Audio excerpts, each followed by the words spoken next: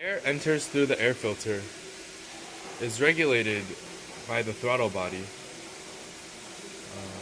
passes through the intake manifold, where it is then mixed with fuel and ignited by those fuel injectors.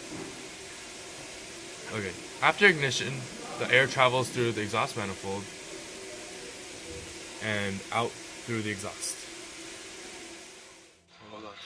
Here we can see the exhaust pipe. Due to the constant ignition, the engine gets very hot during operation. Coolant flows through the engine block to keep a constant temperature. Hot coolant flows out of the engine and into the radiator through the upper radiator hose. Because of the radiator's high surface area, air flowing through the radiator cools down the coolant. The cold coolant will flow back into the engine through the lower radiator hose, which is very hard to see. Engine determines the coolant temperature using a thermostat, which is right after the engine, and right before the upper hose. The entire coolant system is also pressurized to allow coolant temperatures to go higher without evaporating. This is done with a radiator cap. Most radiators also have a cooler overflow container, which can be determined by following the hose from the radiator cap. To ignite the air and fuel mixture, the car creates a spark with what are called spark plugs. Current goes in one side, and the arcing electricity creates a spark. The spark plugs will not be visible, but the spark plug wires will be easy to spot. These will be coming out of the engine block. You see 3 here, 1, 2, 3, and there's 3 on the other side. There will be as many as the cylinders in the engine. Following the spark plug wires, we see they meet at the coil pack.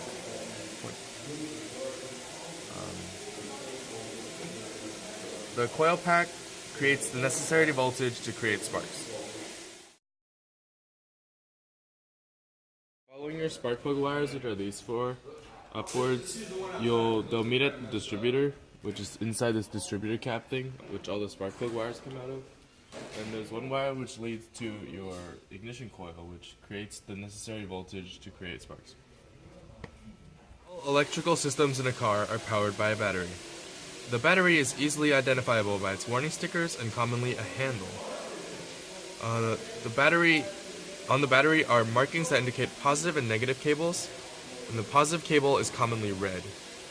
Positive cable leads to the starter, which starts the engine turning.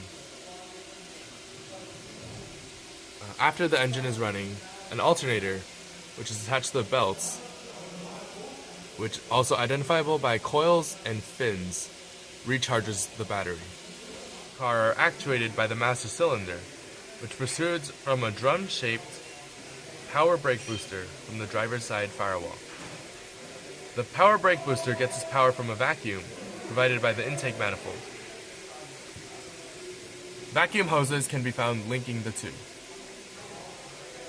Brake fluid is replaced through that thing. Other components attached to the belts include the power steering pump, the water pump, the AC compressor, which is commonly the largest, and of course, the crankshaft. Some cars come with a belt diagram for easier identification. The oil dipstick is used to check your engine oil levels.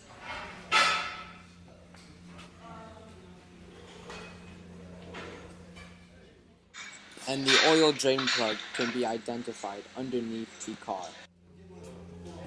And the transmission dipstick is used to check your transmission fluid levels. You want to check your transmission fluid after the engine has reached operating temperatures, but manual transmission vehicles do not have this. Other parts include your washer fluid container, which is labeled at the top, your oil filter, which is like a white cylinder protruding from the engine block, your heater hoses, which go into the passenger compartment,